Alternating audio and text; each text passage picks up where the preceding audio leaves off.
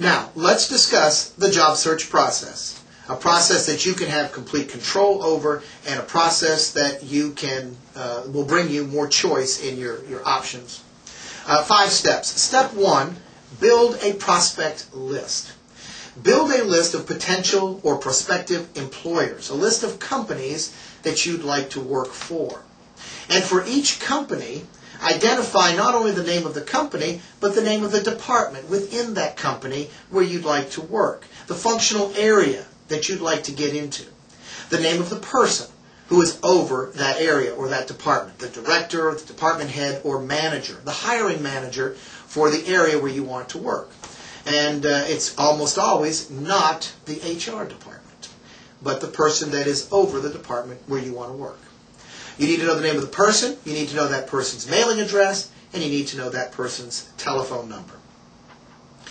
Now, for a prospect list to work, the quality of the list needs to be good, and the quantity of employers on the list needs to be effective.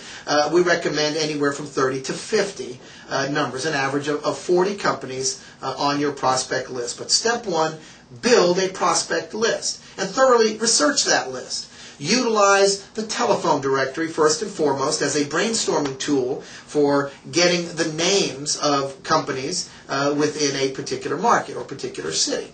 You can use the telephone directory, which organizes companies by industry alphabetically. You can use business directories, Chamber of Commerce directories, to get additional information, rankings and ratings of companies. You can use your local library and use business and industry databases and business and industry directories to learn more about the companies and to get contact information. You can utilize the website of the particular companies that you're interested in to learn more about those companies. You can use the websites of professional societies that these employers might be members of and see if their membership list could reveal anything to you. You could utilize information from insiders, friends that you know who work for these companies who can look up information in their employee directory.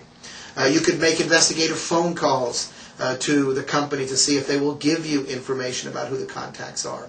But the bottom line is, by utilizing a variety of resources, library resources and online resources, databases, directories, contacts, you should wind up with a list of about 40 companies with 40 names, 40 addresses, and 40 phone numbers.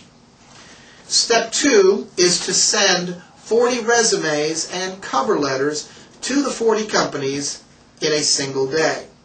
These resumes and these cover letters need to be mailed, real mail, not email, on nice paper, matching envelope. Resumes need to be targeted, and the cover letters need to be personal. So that the cover letters that go with these resumes should not begin with "Dear Sir" or "To whom it may concern," but addressed to a particular person, to the department head, director, or hiring manager. You don't want to say in these cover letters, "I'm writing because I'd like to apply for a job." No, these cover letters that you're sending are not letters of application, they are letters of introduction. They need to be more open-ended in their tone, more exploratory in their approach. I'm writing to express my interest in exploring career opportunities. And in this letter, you want to ask for a meeting. You want to express an interest in wanting to learn more about the company.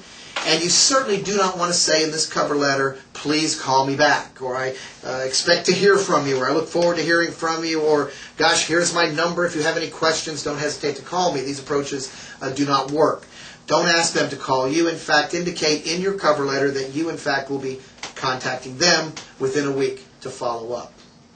So send 40 resumes with accompanying personalized cover letters to these 40 companies in a single day.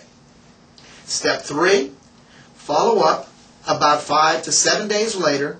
Follow up with 40 telephone calls. They will not call you. Your strategy is that you follow up with them and you follow up with these phone calls. Now, I think this could probably be the most intimidating part of the process in making these follow-up phone calls. We've identified 3 typical obstacles that candidates are likely to encounter, and let's talk very quickly about how to handle these obstacles. The three obstacles, first of all, are the voicemail, secondly, the gatekeeper, and thirdly, the department head. How do you handle each of these obstacles? First, the voicemail. If you call a company and you get their answering machine, be very careful, certainly be very brief, and don't give your whole life story on the answering machine. In fact, be very clear about your name, be very clear about the name of the person that you'd like to speak to, but be vague about your intentions. You certainly don't want to say that you are looking for a job. And you do not want to indicate to them that they need to call you back. In fact, I would just say, hello, my name is Michael Lebeau. I was trying to reach Fred Johnson. I'm sorry that I missed you. I'll call you back first thing in the morning. Keep it very brief. And so you indicate that you are going to call them back. Do not leave your phone number and do not indicate that they should call you. You call them. And let the callback time be a short period of time.